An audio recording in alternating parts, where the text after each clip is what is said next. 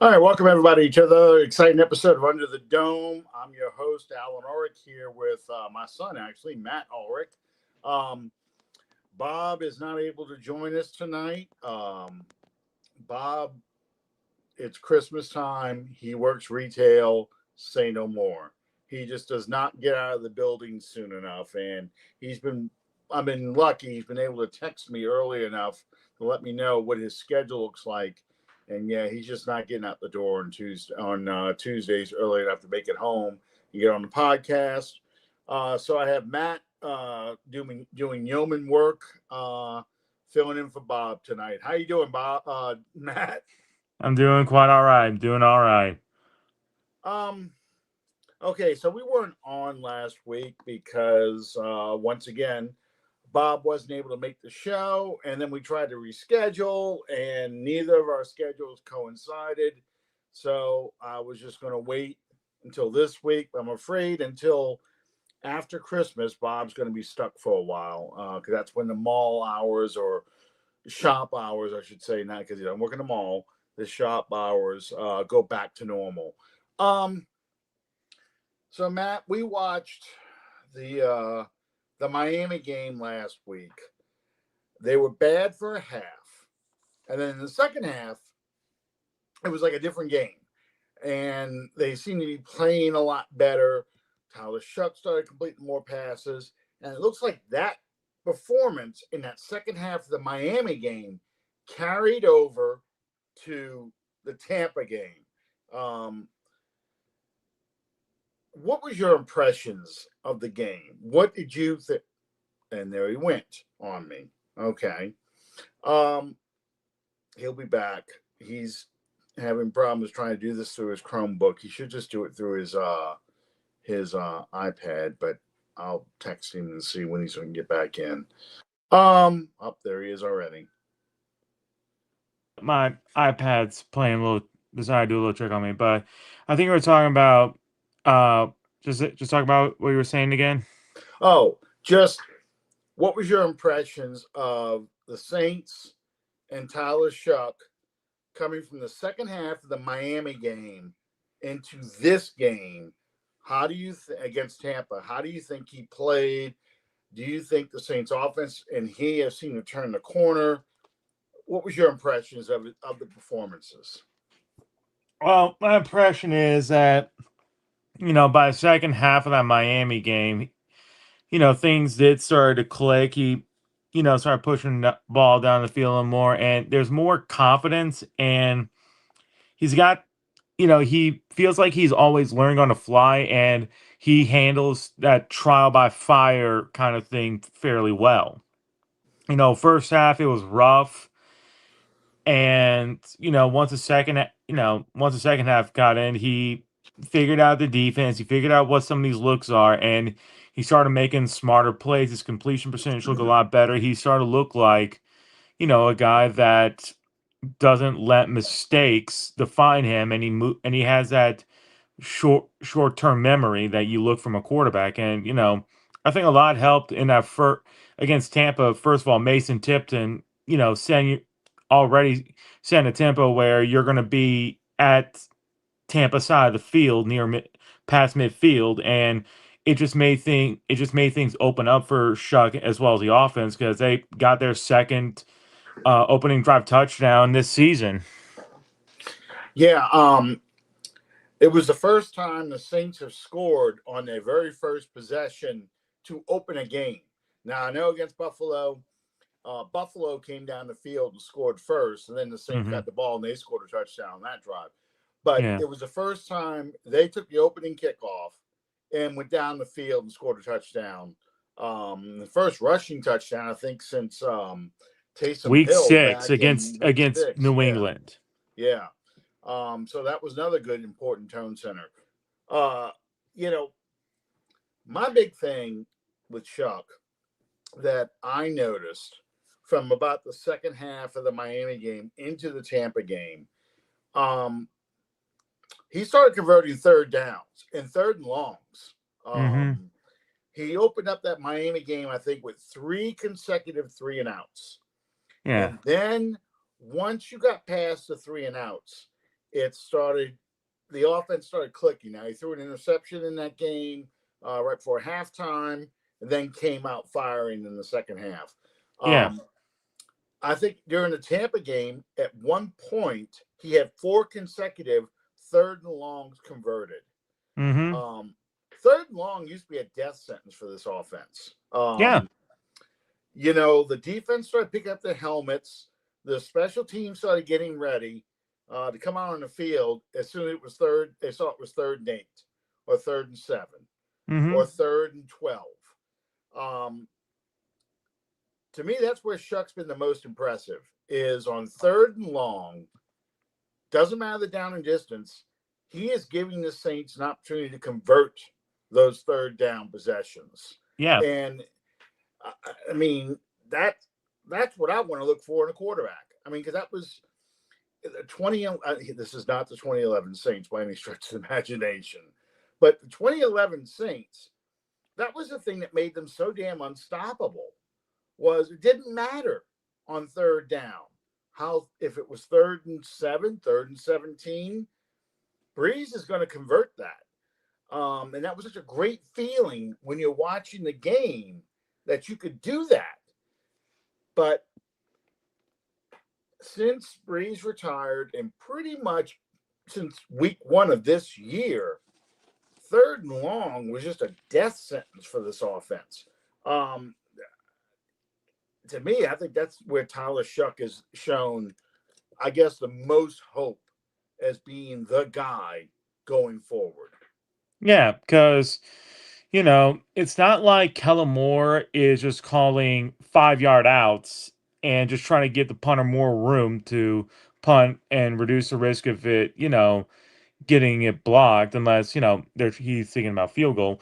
But, most of the time, Tyler Shough is, being patient in the pocket. He's waiting for the play to develop because he knows there's going to be a guy that's going to be open at or near or beyond the sticks. So he'll buy time, he has to dance in the pocket, he'll dance in the pocket, but he very much is looking for that receiver to get open and get at the first down line. And it's happened over and over. I mean, I looked at Spencer Rattler's, 3rd and 8 or and longer. And the most common thing you'll see is complete short right, complete short left, complete short middle, incomplete short right, incomplete short left. And it's just he's choosing to throw the check down immediately because his main priority is I need to get this ball out. I can't take a sack again, or I can't take a sack at all. And it's just get it out, get it out, get it out. And he's not letting the play develop and let one of those receivers get beyond the sticks. Well, and to Rattler and to a lesser extent Shough's defense, the Saints offensive line, the interior of the offensive line is terrible. Yeah. So, asking for a quarterback to stand back there and make his reads and let the routes develop, that is a challenge. The difference is Rattler would take off and run, it seems, almost immediately, or throw the check down, whereas Shough looks like he's trying to extend the play. He breaks tackles, he gets outside the pocket, he's looking downfield, and he's pushing the ball downfield. And that from a rookie, that's a huge step forward because the game appears to slow down for him, and he appears to be making good decisions, understanding what he's seeing, not really getting fooled too often, and making the kind of reads that you expect a veteran quarterback to make at this point. Yeah. And I think that's really showing up. He doesn't look like a rookie out there. He really doesn't. He looks like a veteran. Yeah, I mean, he's going out there and he feels comfortable in the pocket. He has that short memory, like I mentioned earlier. It feels like I looked at all 5 of his interceptions, and all 5 of them are feeling and are pretty much different. I mean, his first interception, it hits Olave straight in the hands and it gets the ball ripped out. Yeah. Second interception. It's fourth down, last play of the Saints offensive drive, and he just he just throws it and it's picked off. Third interception, it's basically a Hail Mary. Fourth interception, bad read, and it's on him. His fifth interception, his most recent one, was a miscommunication between him and Olave. Yeah, I was going to talk about those two interceptions. So he Hmm. took responsibility for that first one in the Miami game, where he threw it into base. He basically got baited in making that throw, Yeah. and he said it was a miscommunication between he and Olave. I chalked it up at the time as just being a bad read by Shough. He thought there was a window there that really wasn't. That cornerback was playing off just enough to tempt him to try and throw that ball in that very small window. And he was just going to jump it. As soon as he saw that, as soon as he could see his eyes looking at it, as soon as he cocked his arm back and committed to make that throw, he was breaking on that ball to go get it. And we've Hmm. seen cornerbacks do this to every quarterback in the league. Yeah. Um, the last one, so Trent Green, who was doing the color analyst with Kevin Harlan on the CBS broadcast of the game, Trent Hmm. Green kind of broke down what Tyler Shough was looking at as a former quarterback. Um, he was pointing out that he read the safety, which is actually the key, the first key every quarterback looks at. Where are the safeties? How are they lining up? Is this a robber? Is this a cover three? Is this a cover two? Is this a single high safety? What kind of coverage am I getting based on where the safety is? And he read the safety was high, but was rolling to the middle. Yeah. And he decided he committed to making the throw on a stop and go, essentially. Now, Chris Olave reads the coverage and he looks and he decides to run a hitch, you know, drive, then come back. That was open, actually, Hmm. but because the cornerback read a go and he took off. If Shough and Olave would have run the go, because the safety was so late reacting to it, I think he would have hit Olave in stride. It would have been a lot like the rail route that Olave ran against the Carolina Panthers in Hmm. Carolina, in Charlotte. He takes off. That's an easy touchdown. Okay. Maybe the cornerback's in a better position than J.C. Horn because J.C. Horn fell down. He might knock it away. Yeah. But as a result, what we saw was a football that went out to nowhere. The safety plays like center field, just picks it off. Yeah. They get a field goal out of this. Hmm.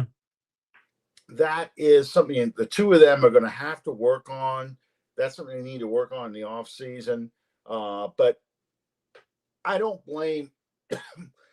He's not forcing balls. He's not making horrible decisions like why did you throw that ball? You know, Yeah. he's not. It's not bad placement on the ball. Hmm. Um, it is just some of it is a miscommunication. Some of it is the situational football where they are in the game, Hail Mary, that kind of stuff. Um, but none of it really shows a, for a lack of a better term, a brain fart on the part of Shough, where he's just like, oh, like a Jameis Winston, typical Jameis Winston interception. Um, Hmm. you know, this is more of I'm gonna get better by studying film more. I'm not gonna make these same mistakes twice. So, Anna, that's what we're talking about here. Do we have a quarterback now in Tyler Shough? Is this a guy? Because we have 4 games left. Okay, is this a guy that we're probably going to look at as being the long-term starter at least through 2026, or are we looking at Mendoza, Moore? I don't know who Simpson if he comes out. I don't Hmm. know who else will be out there. I just saw Nussmeier is not going to play in the Texas Bowl. So, Nussmeier is going to be in the draft. Are we looking at getting a quarterback next year or not? I'd be shocked if we're drafting a quarterback in the top half of the draft. I'm gonna be shocked if they just take a swing on a backup later if we, trade Rattler, but I'd be surprised if we draft a quarterback. Because first of all, we're pretty much out of the running for the first overall pick. We pretty much are. We have a 3% chance to land that first overall pick, and that's basically we have to lose out. Raiders and Giants both have to win one more game, and we would get the number one overall pick because we would have no. Cleveland also has to win one more game because we Mm-hmm. would have a weaker strength of schedule, Mm-hmm. and I don't see that happening because I think against the Panthers, we'll probably talk about that later, but I think we match up well against the Titans. We match up well against the Jets, and Atlanta can go. I think we can win that game against Atlanta. Atlanta might be dead man walking by then. Yeah, like yeah, no doubt they'll probably be like, well, our coach is getting fired, the staff's getting fired, we don't care. Yeah, yeah, yeah. I agree with you. I think Shough is the guy for now. I Mm-hmm. think he's the guy through 2026. They want to get him some more weapons, and this is a team that needs a lot of things. Okay, Yeah. so they want to get him some more weapons. They want to go ahead and see what they can do offensively now with a second year quarterback and see how he plays out. I think he has kind of proven in the games he's played so far Mm-hmm. that he has passed the test by fire. He is a guy that can carry this team because he's improving each week. And that's why I started out by mentioning the Miami game, because I think since his 5 starts, the Rams, um, Carolina, Miami, Tampa, we have seen that growth. The only thing we need to get off of is the roller coaster, where bad against the Rams, really good against Carolina, Mm-hmm. bad for half against the Dolphins, good against Tampa. Now it's going to have to be good again against the Panthers, Yeah. and then good against the next 4 teams. You've got to keep building on this. Yeah. You cannot just go back down. Okay, now we lose to the Panthers. Oh, look, we beat the Jets, but we lost to the Titans. Oh, we Mm-hmm. beat the Falcons. We can't have that. You've Yeah. got to see that growth. Yeah. And we're seeing it out of him, but we're not seeing it out of the rest of the team. Yeah. We're seeing, yeah, because it feels like it's very much one step forward, two steps back. I mean, there's been games where Ruiz has looked fine, and then, just this game, he's a turnstile. Well, There's a game where Radins looked okay, and then there's a game where all of a sudden he's just letting in everyone, and he's just committing penalties. Like, I think right now he leads all offensive linemen in penalties. yeah, you pointed that out during the game Sunday. You mentioned that he had 6 penalties Yeah, he had so six. far since he's been put in the Yeah, starting I think position, he's up to 6 penalties. Let me check real quick, because yeah. and he replaced a guy who was getting a lot of penalties before anyway, Mm-hmm. in Trevor Penning. So Yep. Okay, no, he's only up to 5 penalties. He's only up to okay, he's up five to penalties. 5 accepted penalties. Yeah, 5 accepted. Yeah.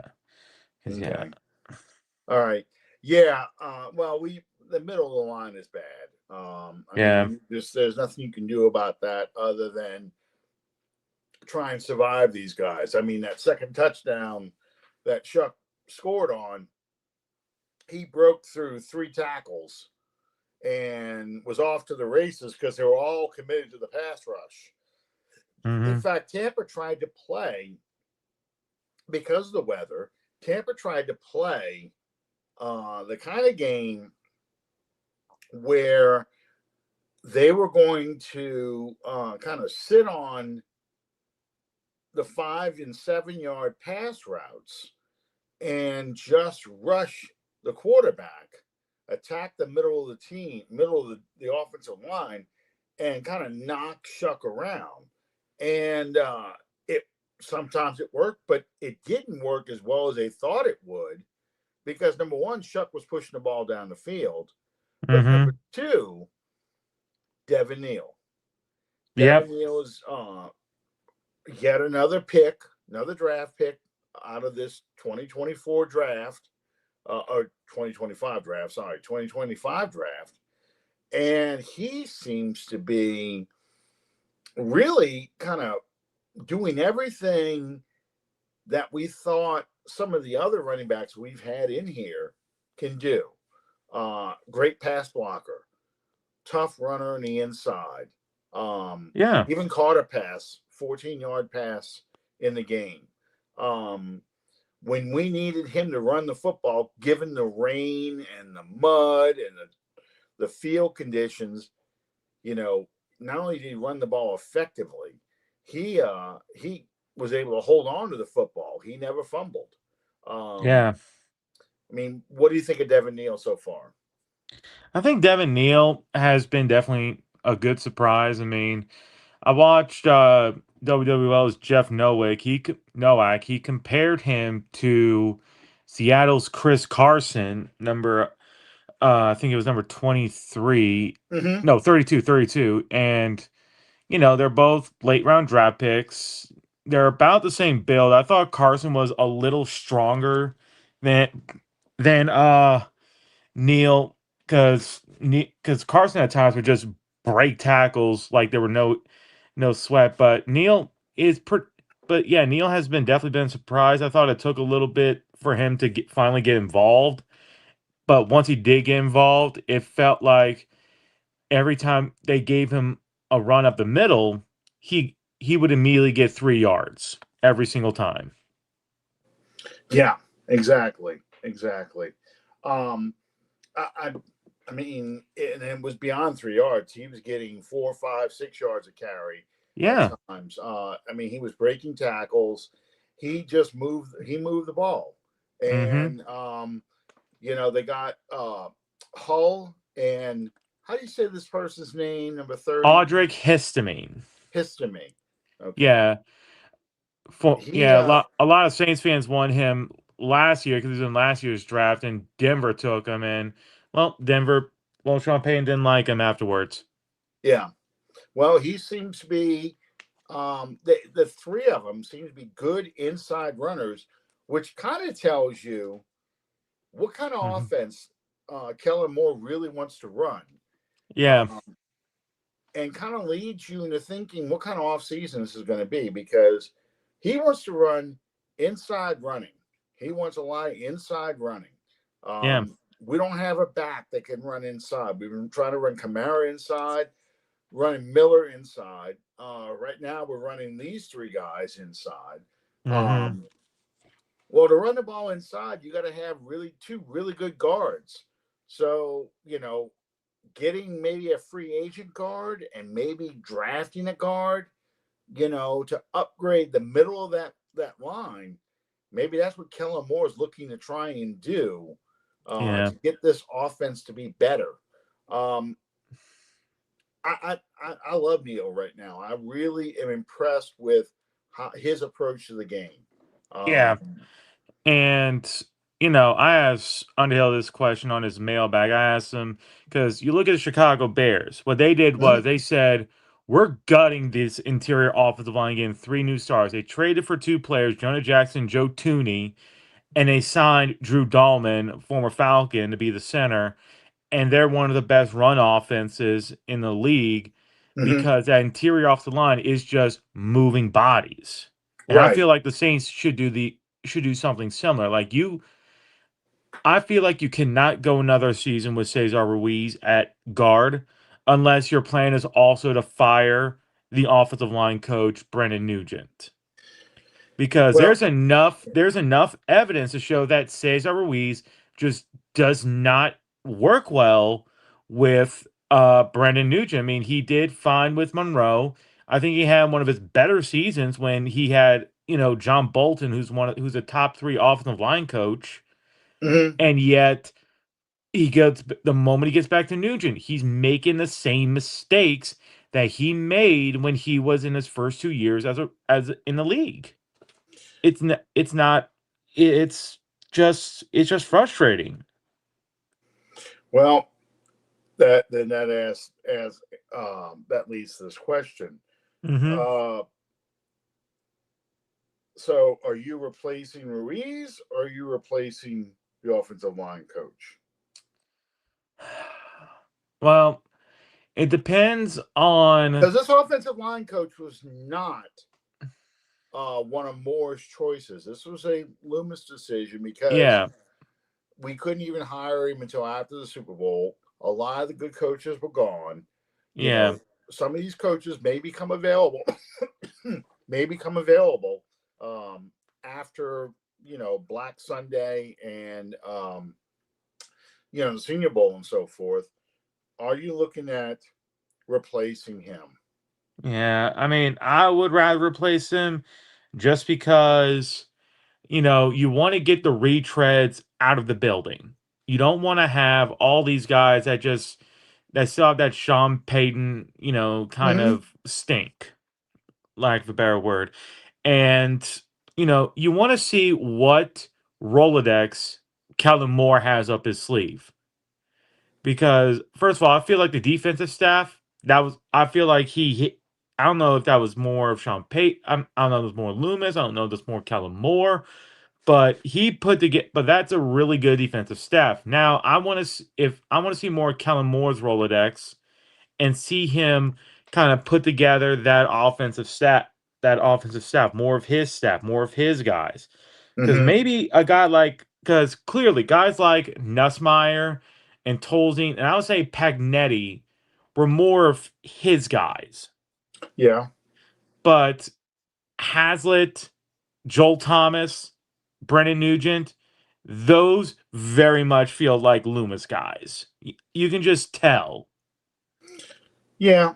Yeah. I mean, I understand. I guess my thing is, I don't know how easily you can go ahead and Hmm. replace an offensive line coach that you didn't hire unless you have somebody in the building or somebody in mind already. And Yeah. I think with Ruiz, you're kind of stuck with him because of his salary cap issues. Um, and I would hate to try and replace both guards in 1 year. I would rather get a guy first off, spend the money, get a starting guard for the left guard, and then draft a guy and throw him in the mix with the other right guards that you've got on the team already. Um, Simpkins, Xavier Truss, some of these other guys you have in there to compete with Ruiz. And if you have a rookie in there as well, let them all compete and see what comes out of that. Yeah. And if worse, you can move Ruiz. If somebody beats him out, you move him back to center to back up McCoy. Um, I know he did terribly when they tried him at center before, but again, that's if you go with a new coach, maybe that's what this guy can do for you. I don't know, but um, you have to get this interior line fixed because if you can't get the interior of the line fixed, you can't do anything on this. You cannot get this offense moving forward. Yeah. Um, so if we have a quarterback, we have our quarterback in Shough, and Hmm. Rattler's the backup because I don't believe we're going to draft a guy. I still think we have a pick to spare on that. But um, if that's our guy, then what are you looking for as a first round pick? I'm already seeing some mock drafts come out. What are Hmm. you looking for? Because you're the guy that looks at a lot of college tape. You're the guy that's talking to me about the Yeah. draft before Halloween. Who are you Yeah. looking at? I know you have your list of favorites, but who are you looking at in the first round, assuming we're going to have a top 10 pick All or top right. five So pick? if we have the fifth pick, which Mm-hmm. is probably the most likely pick, if we go 2-2 for the rest of the season, I think we get the fifth pick, and we're probably looking at the kid. Arvell Reese from Uh-huh. Ohio State. There could also be Caleb Downs. I know a lot of people are kind of, shudder thinking taking a safety in the top 5 feels like malpractice I see because his it's name not, pop up a lot, by the yeah, way. because it's not a premium position. No. I mean, I see his name pop up a lot Yeah. associated with the Saints. Yeah. There's Caleb Downs. There's a couple others. I know some people want Carnell Tate from Ohio State. Like the first 3 players are all Ohio State players. Mm-hmm. But when you start, and that to me is probably your top 5. It's probably one of those 3 Ohio State players because Mendoza's going to get taken. If Mm-hmm. and Mendoza's there's probably a rumors Raider. that Dante Moore is going to go declare, and if he declares, he's a top 2 pick. Someone's going to trade up for him. Okay, so I think Mendoza's a Raider as of Yeah, now. he's going to go number. Yeah, Mendoza's going to go number 1, and he's either going to be a Raider or he's going to be a Cleveland Brown. Mm-hmm. And then whoever isn't the first overall pick becomes the second overall pick, and that's Dante Moore. I believe that Simpson's going to stay one more year at Alabama because, I think Moore's a Jet. yeah, and that third quarterback is going to be a battle between a lot of different quarterbacks, and I think we Mm-hmm. won't see another quarterback taken until either the Rams' second first round pick or if the Steelers pick one. Well, if we finish off the Falcons play Thursday night against Tampa. Yeah, Tampa's beat up, but Tampa needs that game because if they lose and Carolina wins, Carolina's in the driver's seat. But yeah, the Bucs do play the Panthers twice in the last 4 games or last 3 games of the 3 season. yeah, yeah. Um, And but again, it all depends on where we're picking. Because if we're more towards the latter half top 10, let's say we're pick 9 again this year. Well, now you open yourself up a little more. Now you can look at guys like, say, David Bailey from Texas Tech, an edge rusher. He's been having a really good year. He has, I mean, he what has. Go ahead. what happened with Bain? Everybody was gung ho for So, Bain with Pete, Miami, and yeah, then more people people kind of like fall off. Bain. I have 2 problems with Ruben Bain. Ruben Bain. First, arm length. He's Yeah, reportedly got 32-inch arms. One apparently says he has 30-inch arms, which I doubt which one is true. That's a combine thing. that's Let's a wait till the that's a combine. Tyrannosaurus Rex issue Yeah, at defensive end. yeah, but number 2, which is more something that I saw with the tape and I saw with someone else, he's not as explosive as an edge rusher. Yeah, As an edge rusher, he doesn't have that closing speed. He doesn't, and his get off is just fine. He's more of a tweener in the same vein as Keldrick Falk from Auburn, but not as big or as long. If okay, you put him in the interior with Brian Brzee, I think it could work out fine. But if if you draft Ruben Bain in the top 10 and you're going to say we're going to put him in the interior, lining him up next to Brzee on passing situations and maybe on the edge on run situations, I think fans are going to go, wait, no, keep him at edge rusher the entire time, and I just don't see that burst or speed. yeah. Okay, so let's kind of narrow it down because there's so many names that are thrown out there and a lot of Mm-hmm. positions that people aren't that familiar with. And the only reason why I'm talking about this right now is because we're getting ready into the college playoffs. This is going to be, for some people, the first time they're really watching college football. I'm Yeah. not saying people just aren't paying attention, but Mm-hmm. there's so many games. Especially we talk about Saints fans, they're just really focusing on the Shough or the SEC.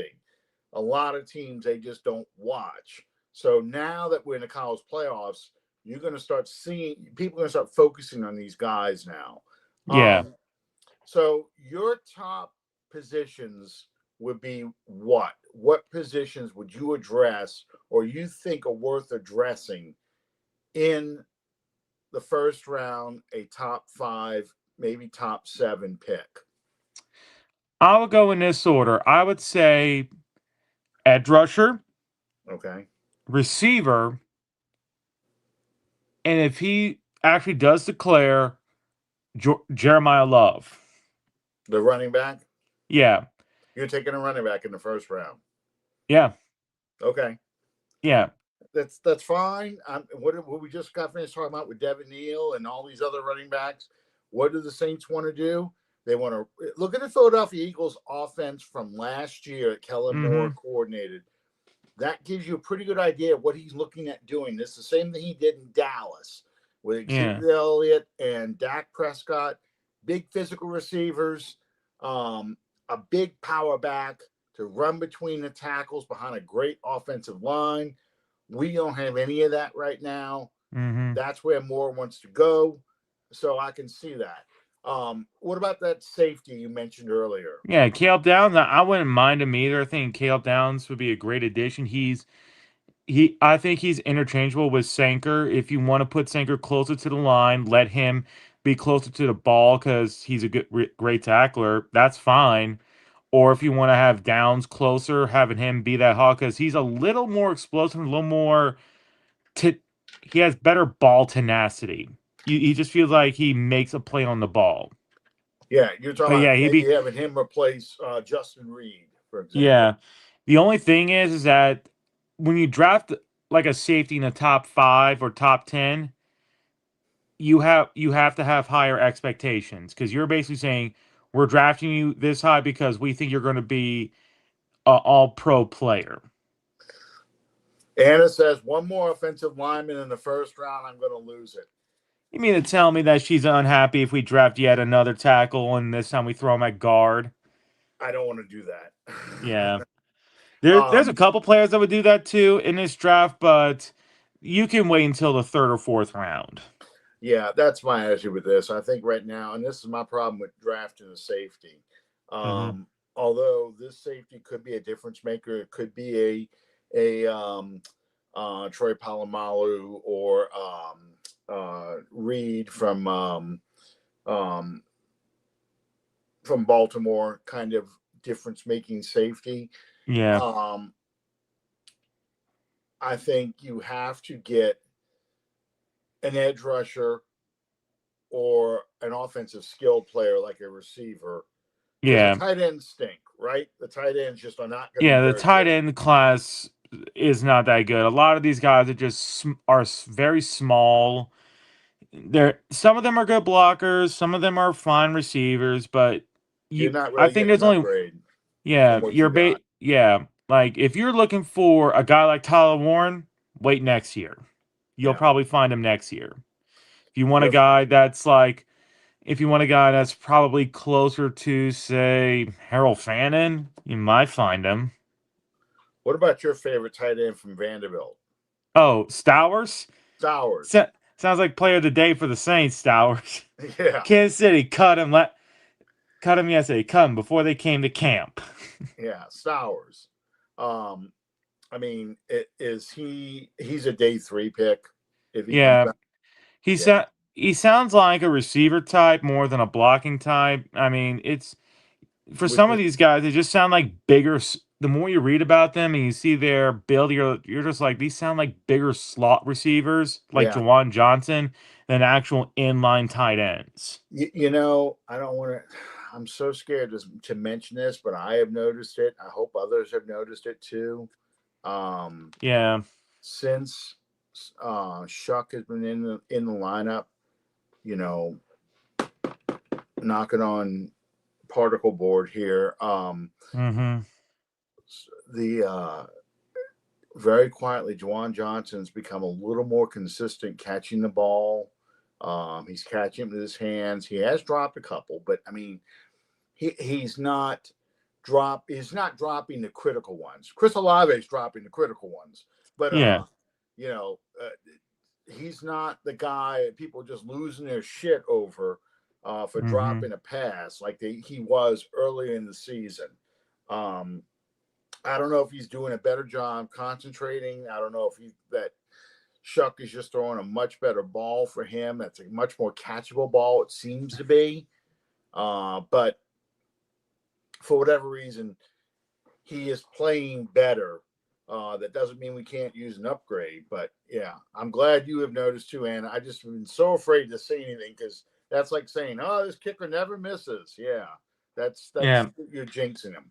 Well, right now, Juwan Johnson set a new career high in receiving yards. He's up to 614. Oh my God, you know this guy's going to end up getting a Pro Bowl.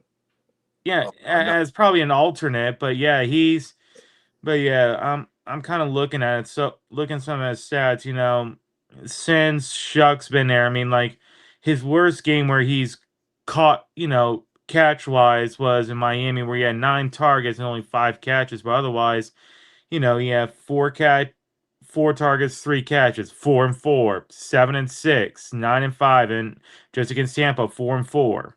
yeah, I've noticed it, and the drops are not so blatantly obvious. It's that he's hitting him in the hands and dropping it. Like I said, Chris Olave is the one that's been guilty of that now. Yeah. So no tight ends, edge rusher, receivers. Now let's talk a little bit about receivers. Your favorite receiver. I know who your draft crush is. Yeah. But who are your favorite receivers to take in the first round? In the first round, there's probably about 5 or 6. So it's Ohio State's Carnell Tate, Arizona State's Jordan Tyson, USC's Mekhi Lemon. Bit of a small. I'm so scared of USC receivers. And then there's also Washington's receiver Denzel Boston. If that name sounds familiar, he is related to former NFL receiver David Boston. Okay. There's Texas A&M's Casey Concepcion. And of course, Louisville's Chris Bell. Okay. I know she didn't mention your draft crush yet. Surratt, I want him to be a lot. Yeah, it's Elijah Surratt from Indiana. I want him. I wouldn't be shocked if he somehow snuck into the first round once like his name starts picking up in March. But he sounds like a safe day 2 pick. Like you can get him in a second or third round. So if the Saints took Reese at say 6, okay. And then in the second round, they take Surratt from Louisville. No, he's from Indiana. I'm sorry, Indiana. You would be a happy camper. I'd be a very happy camper. To me, that's a very good 1-2 punch. You got your difference maker on defense, and you got your X receiver in the second round. And that's where I want to go with this. So the receivers you're naming are more X receivers, right? They are more the big physical contested catch, your primary kind of Michael Thomas style receiver. Yes and no. I would no, not Concepcion. He's elite, or Lemon. They're both smaller receivers, but Lemon plays bigger than his size. He'll make the contested catch, but he's like 5'11". Same with Concepcion. He makes the tough catch, but he's more of a Y or a slot. Tate, he's kind of an X. I think he's a little lean for my taste, and same with Tyson. Tyson's is more of an upgrade version of Olave. Okay. They're little bigger, but he's more consistent with his catching. Okay. He actually acts like an alpha receiver. And Surratt? Surratt's an X, and Bell's an X, Boston's an X, and I already forgot Surratt, Boston, and Bell are all X receivers. Okay. So when we're talking about X, Y, and Z receivers, X is your receiver number 1, as the kids like to call it, like this fantasy football. The Z receiver is typically your flanker or your speed guy. Yeah. And then your Y receiver is the slot guy. So that's why I like using letters as opposed to numbers, because I don't like the wide receiver 1, wide receiver 2, wide receiver 3, because people tend to look at wide receiver in fantasy terms. Oh, well, the third guy doesn't produce very much. Yeah. That's not how you should look at this in real football. Real Yeah. football is you need all three of these guys, especially you start out in 11 personnel, 3 wide receivers, 1 back, 1 tight end. Mm-hmm. You're matching up speed on the outside with the second worst corner. You're matching up power with the best corner. That's your X receiver. That's the guy who has to make all the contested catches. Yeah. So I can hear people saying, well, then what about Valet? Why don't you just make him the X receiver? Why do you think you shouldn't make him the X receiver? Why is he more of a slot who can come in and play the X on certain formations and certain plays, but why isn't he an X receiver for you? I think he's good and he's stepped up in the last 2 weeks. Mm-hmm. And I feel like there's maybe a couple of mental errors he just needs to kind of address a little bit. I don't know if it took him a little bit to kind of get the passing concepts down, but like there had to be a reason why he didn't get involved in the passing game until you had to get rid of both Shaheed and Cooks. Yeah. My thing with him is I don't think he's an X receiver because I don't think he's explosive enough off the line. Michael Thomas was explosive off the line. Michael Thomas could hand fight. Michael Thomas could run every route. Same with Marcus Colston. Eric Martin, Joe Horn.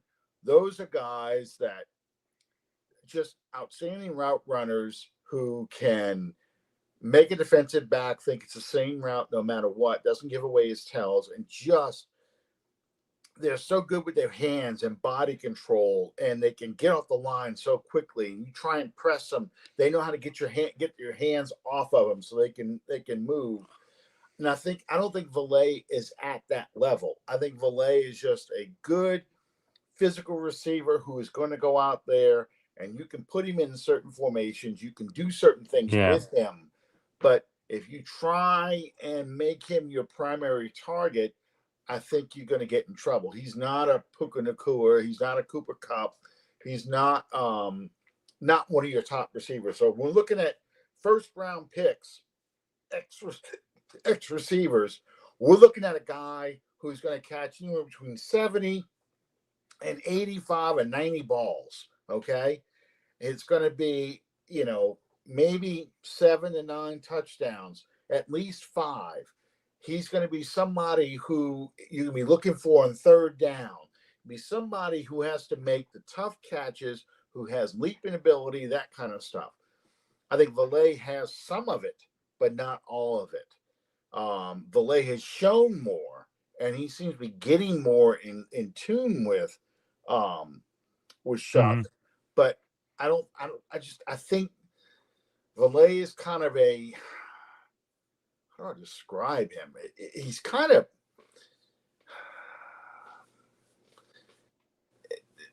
there's a little bit of Robert Meacham in him, a little bit of, I don't know how to describe him other than he has to show a lot more, and I don't want to put my eggs in that basket. I want to have the problem of how do I keep both these guys involved, and how I can move. Peyton's offense works so well because you can move these players. You can have the same 3 receivers, but all line up in different positions and still be able to run your offense. And I like that. And I think Kellen Moore wants that too. Yeah. That's why I think he's going to draft a receiver high, and he's going to get more of an X receiver. He's going to treat Chris Olave more as an alternate Z and Y receiver. It's going to depend how it goes. And he's going to use Valet alternate between X and Y. And I think I wouldn't be surprised if he's looking for more of a true X that maybe can get thrown as a Z every now and then, that has that first step explosiveness and maybe can separate vertically. So you're looking at Bell, Boston, those kind of guys. And like Chris Bell. Yeah, Chris Bell sounds like he's more the fit because he Mhm. does have that solid first step. He's got good, very good speed and great after the catch. My only concern with Bell is that he more times than not double clutches the ball and it Yeah. leads to some frustrating drops. Okay. Jalen Polk was another one of Mm-hmm. your draft crushes from a few Yep. years ago. Mm-hmm. He is actually on the Saints roster, but he has been on IR all season. Mm-hmm. Um, are we going to see anything on Jalen Polk? Is this just somebody that we just pulled in and is just going to sit there? What happened with him in New England, and why? Um, why do So you think? Why do you think we went for him? so what happened in New England was, the staff that drafted him, the wide receiver coach was way in over his head. This was a guy that was more of an assistant to the position coach. He needed someone Hmm. to bark in his ear about the little things, and he just wasn't and it kind of helped destroy his confidence a little bit. And he couldn't really separate. He only can only make contested catches, and he looked a little slow. And then when Vrabel and his staff got there, Vrabel already had such a low opinion on all the previous drafts. Like, he hated, outside of Drake May, he hated that 2024 class, and it showed that he just dumped anyone and everyone from that class except for May. And he got into the doghouse a little early, and he never left. Okay. So trading for him was just, listen, you're cheap, you're under contract for another year or two. We're going to give you a second chance with us. Just once you're healthy, go out there, be loose, be fun. And it feels like maybe he can be a wide receiver four. I don't go into the draft thinking, well, we don't need a receiver because we got Jalen Polk. I would just more think of, listen, we got this guy. While we have this guy on the team, we need to upgrade this room so we're not digging around later in the offseason looking for Hmm. another wideout. So we don't Okay. have to trade for another Vele. Right. Right. Okay.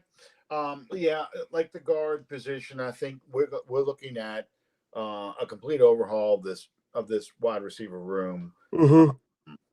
I don't know if we're going to pay Chris Olave or not. He has one more year left on his current deal, Yeah. but it looks like, from all intents and purposes, we're going to have a whole new wide receiver room at Yeah. least in 2026, if not by 2027. Kellen Um, Moore apparently likes Chris Olave, so I feel like there has to be a disconnect between him and the coach for him to get whether he gets paid or not. well, I just don't want to pay him like a wide receiver one. I'd like to pay Yeah. him more like a two or a three, just because he It, pisses me off right now. yeah. And He's not even better than T Higgins, so I wouldn't even bother. well, we talked about this in the beginning of the show. Olave dropped a sure touchdown that could have won the game against Mm-hmm. Miami. He dropped a touchdown on the very first offensive play of this Tampa game. Once again, it was a go route, and the ball was right there. He didn't make the catch. Yeah. Um, so, bringing in more and more receiving bodies, the worst thing can happen is you got too many good receivers. But that's a problem I'd like to have right now. Mm-hmm. Because here's the other thing too. We have to look for bigger physical receivers, because if we want to run this football, we got to have guys that block and block well. Valet blocks well. Cook, Cooks, Shaheed, to a certain extent, Olave, they don't run block very well. So, we want to get these runs to go from a 3 or 4 yard run to a big run, like a 20-plus yard run. We've only had two of those this year so far, and Shough was one of them Yeah. Sunday. If we want to get these big explosive runs, we got to have guys that are willing to block downfield. So that's Mm-hmm. another reason to rebuild the offensive, the wide receiver room. Yeah, Um, absolutely. okay, so we've gone through those picks, those possible draft selections because it's that time of year. Um, very quietly, uh, Brandon Staley has put together a pretty good offense. While we were watching that game Sunday, they threw up a statistic. They showed the 2024 defense and its rankings all in the bottom half of the league. Bomb 24, I think, was the 5. highest. Yeah, bottom 5 of the league. 24, I think, was the highest ranking on anything on that chart. Yeah. Flip it to this year, and it's all in the teens, if not a little bit higher. Now, we have noted over the year that on the road, especially, they've had trouble stopping the run. But they've done a pretty good job. Pass defense, they've gotten better. Sack production. Cam Jordan looks more like Cam Jordan again because he who shall not be named isn't a defensive line coach anymore. But Calvin's not in this thing. I was hoping Calvin would jump in by now. Calvin's favorite position, nose tackle, a big, wide body. We saw Vita Vea have a pretty big impact in this game Sunday. Is there a Vita Vea or somebody out there that looks like would be a great defensive tackle to sit next to Brian Brzee? Yeah, there's a couple of guys. One guy, I wouldn't say he's more of a nose tackle, but he's definitely more of but he's definitely close to being a nose guard, and that is from University of Oregon, Ardarius Washington. Kind of this big nose guard kind of guy. I'm gonna pull up some of these other players. There's a kid from Ohio State, Caden McDonald, also a nose guard. Like, if you need interior defensive line, you can find it in this draft. You will find it in this draft because I'm gonna pull him up a little bit. One guy I really like, Caleb Banks from Florida, just violent, massive hands, big guy too. Daryl Jackson from Florida State, another massive guy. Uh, Dante Corleone from Cincinnati, another just big guy. There's definitely this Corleone. is You could have Corleone. Yeah, we could have one of those. Yeah, he's got mass, the length, and all that. I mean, you'll not only be able to find like a possible nose guard in this draft, you'll find even another guy to pluck. Like, if you want to have that base or odd end front where you have 3 defensive linemen and your 2 edge rushers and 2 linebackers and only 4 defensive backs, you very much can go that route and draft another defensive lineman and have even that 8-man rotation that all these defensive coordinators want from their defense. So John Sigler did a mock draft today. Mm-hmm. It's way too early for a mock draft. He even admits as much. He has Caleb Downs going to the Saints in the first round. Yeah. He doesn't address edge rusher, though, until round 5 with Damon Wilson from Missouri. And then his defensive tackles in round 6. He goes for Tim Keenan from Alabama. Yep. And he says he may not even be there by that point. He may have gone earlier. But it's still somebody he has in there. And I bring that up again because, look, Alabama made the college playoff system again. People are going to be watching Alabama play. That's someone to watch.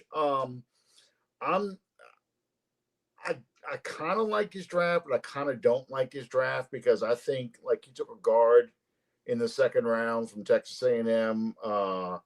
I just think that's way too early for a guard right now. Plus, safety and a guard in the first 2 picks, that's just not going to fire up this fan base. That's not going to address the immediate needs. I think the immediate needs are edge rusher, receiver, and running back. I do like the running back, Justice Haynes from Michigan.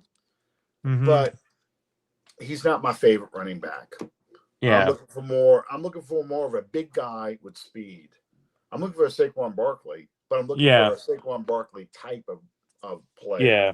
There's a Uh, guy with there is one player with a similar build, but he's way too suspect. mm-hmm. And that's Nick Singleton from Penn State. He's got the speed, he's got the size, but this year in college when he played, he just looked off. He didn't post nearly the same numbers. Like you look at 2024, and he's popping off like he's averaging almost 6-7 yards a carry, but this year he's barely getting 4 yards, and he's getting outperformed by his teammate Katron Allen, who I like way more. Yeah, yeah. I mean, I know why everybody likes Jeremiah Love. He's 4'4" guy, 6 foot, 214 pounds. That's he's got good burst, squared up shoulders, just good, powerful player. Um, Nicholas Singleton. What do you think? Well, I'm sorry, we just talked about him. I'm sorry. Yeah, because I'm his sorry. 2024 stats, he had 172 carries for almost 1,100 yards, 12 touchdowns, averaging about 6.5 yards a carry and he's also a pass catcher. It's just a lot of up and down, just a lot of up and down with him. And, Yeah. I am concerned about how how he's going to do later on when, he's going into a situation where he's not the lead guy or if he has to be the relief back. How about C.J. Baxter from Texas? I thought I saw him. I thought he was transferring. Let me see. CJ Baxter, because I saw his name earlier. Mm-hmm. Because this is around a time where you're starting to hear players say that they're going to declare for the draft. Let's see. Right. Because I saw his name. Okay, no, he is not going to be in the draft. He just entered the transfer portal. Oh, okay. Yeah, Yeah, and some rumors he's only 20 said years old, so yeah, and one place called 274 Sport, which tracks a lot of this. Oh, I know. Okay, no, this one's a parody, but yeah, but no, like everyone's saying that he in fact transferred. He's entering a transfer portal, so okay. cross him off. Okay. Yeah, because what are you looking for size wise as a running back? I'm looking for about 5'11", 6 feet, and weighing north of 210 pounds. Okay. Yeah. I'm looking for a guy yeah, about that size. Looking for somebody who's kind of built like a fire plug, broad shouldered, a lot of Hmm. power in their Yeah, legs. Someone who, drops the shoulder, but can also get burst to the outside.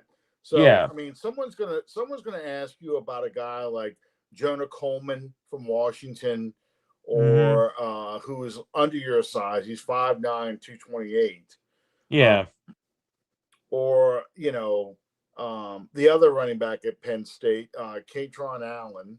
yeah. And Katron Allen is more of my guy. I like him a lot. He has the size requirements I like. He has a lot of. He's more of an inside runner. He doesn't really have the long speed to really break off big runs, but he has that juice and explosiveness that really get off the line. The last one, Terrence Stewart from Virginia Tech. Haven't had a chance to really watch Virginia Tech. I watched Yeah. one game to watch their quarterback, and I'm just like I'm not watching I'm not watching this anymore. This is painful. Yeah. This is dreadful.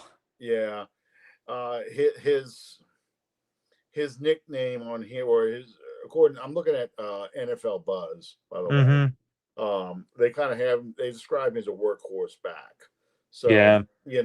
that's what I'm looking at. A guy who is going to be a 3-down back, and you're bringing in a Neal, maybe in obvious passing situations for pass blocking. You're bringing in Neal to as an alternative if you're running.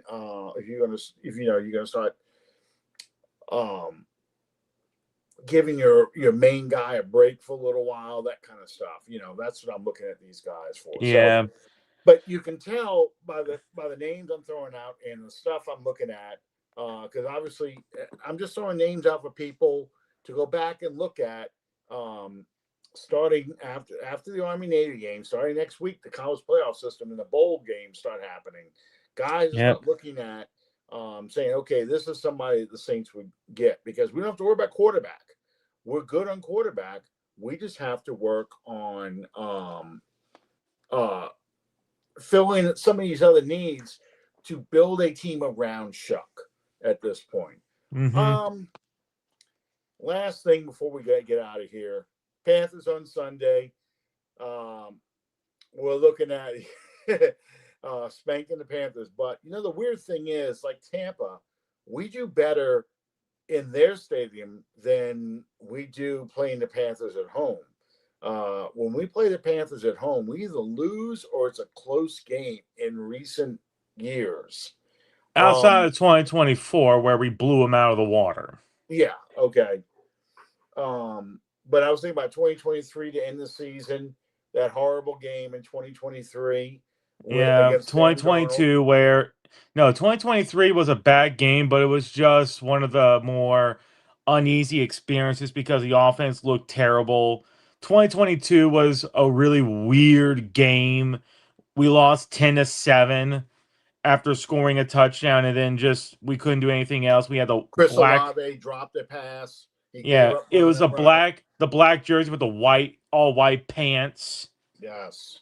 The Yeah. penguin, looking like Yeah. penguins out there. Well, it's the 75 to 85. They had that black jersey, white pants on the road at home, Mm-hmm. but it was the white pants like what they wear with Color Rush. It Yeah, wasn't the all white pants, and the jersey had the stripes with white yeah, numbers, so it matched better than what you saw out there. Yeah, that looked terrible. yeah, How do you think we're going to do against the Panthers? Because Panthers have a lot to play for. yeah. The So, Bucs and the Falcons play Thursday night, and we mm-hmm. play the Panthers on Sunday. Yep. It's gonna be a game. I mean, Panthers are coming off a bye, Mm-hmm. and last time we played him when we played him in Carolina, their rookie edge rusher Nick Skirton talked to the Panthers meeting. He said, we could just tell the moment we walked in the locker room, the vibes were off because we had a horrible week of practice. And I'm talking with my teammates, and none of them are in the game like I am. They're just, they could tell something felt wrong. So maybe we'll get lucky and it'll happen again. But, you know, just like that game against Tampa, you have to make your own luck. We have to make our own, we have to make our own stuff. And I think it's going to be a real slugfest. We have to do the same thing we did last time. We have to bottle up the run. We cannot let neither Rigo Dwaddle or Chuba Hubbard, who's gotten involved in the offense, Mm-hmm. to make any difference. And they're like the Saints in this sort of way too. Whenever Bryce Young has a good game, he follows up with a bad game. Yeah, So well, we have to put it all on Bryce Young. I think they know they have a lot more to play for this year, yeah, this week than they did 4 weeks ago. 4 mm-hmm. weeks ago, I think they pretty much were conceding the season. And then it turned out that Tampa kind of fell apart, and now the division's in grasp, and Yeah, they're going to know by Sunday, obviously, whether or not Tampa won. If Tampa wins, they're going to have even more incentive because they got to keep pace with them, knowing yeah, they're going to play them in 2 weeks or play yeah, them over the next 3 weeks, twice in mm-hmm. 3 weeks. So yeah, I think we get a much more focused, much more motivated Tampa team. Carolina team. Carolina, yeah, And I think it's going to be a heck of a challenge. Shough has to continue showing improvement. They cannot have mm-hmm. a letdown. I agree with you. They have to take the run and shut that down, putting it all on Bryce Young because I like our defensive line versus Carolina's offensive line, because I think our pass rush can impact them. Mm-hmm. I just feel like their offensive line just doesn't handle us very well. But we have to come out there and we have to score early, and we have to kind of put the game on Bryce Young's shoulders. But we have to get to Bryce Young. We can't let him sit in the pocket and pick his targets and hope the receivers drop it, because the receivers are playing better. Yeah, Um, like he's not going to make those same mistakes where it feels like it's a struggle for him to push the ball. yeah, I don't think he's gonna miss all these throws like he did against us back in week not I think it was week 10. week 10. Yeah, Yeah. It's gonna be more of, well, we're gonna come out there and we're gonna try and capture this division because, yeah, you know, and Carolina wants to beat the narrative of them being an inconsistent, untrustworthy team. right. But I still think their defense is suspect. And I'm Yeah. not that impressed with their offense. I'm not impressed with Bryce Young. Mm-hmm. Even Bryce Young has a good game against us. I'm still not impressed with Bryce Young. Yeah. It would be interesting to see Tampa not win the division this year. So yeah, I'm looking forward to this game. Hopefully we come out with a win, because I'm not worried about the draft position. I'm worried about Shough's development. Yeah. And I think the draft will play out the way the draft plays out. We listed a whole bunch of players that are probably available in the top 10. At worst, they kind of thin it out for you, or everyone's trading up or going after all the quarterbacks early, and you've got now all your needs coming to you.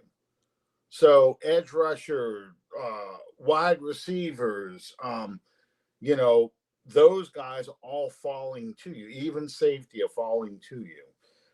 So that's how I'm looking at this. That's the positive way of looking at this. So, Matt, I want to appreciate you helping out again. I know you're on Twitter under Budrich. Mm-hmm. You chat in Discord channels.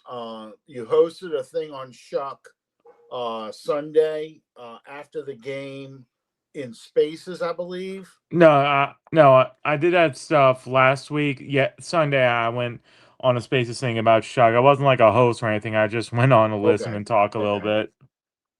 All right. Okay. Where else can they find you? If they want to talk to you about draft stuff. Just mostly on Twitter. That's where I mostly come on. I don't bother with anything else, really. Okay. All right. Guys, thank y'all for joining us. Hopefully Bob can catch a break. I'm not too hopeful. We got 2 more weeks before Christmas. I know he's going to be busy. I don't think they've even been doing the Bayou Blitz. I haven't seen the Bayou Blitz either. I'll let you guys know if Bob can only make one show. Maybe we might just do a Bayou Blitz one week. Might be just under the dome on a different night. I'll let you guys know. Just trying to match these schedules up as best we can.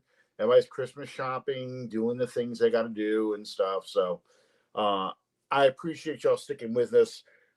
It's tough to miss these shows when we win, because we talk about so many losses and just rip on players so much. I like talking about this stuff. I like talking about the optimism that, man, maybe we can turn this thing around in a year instead of a 3-year build.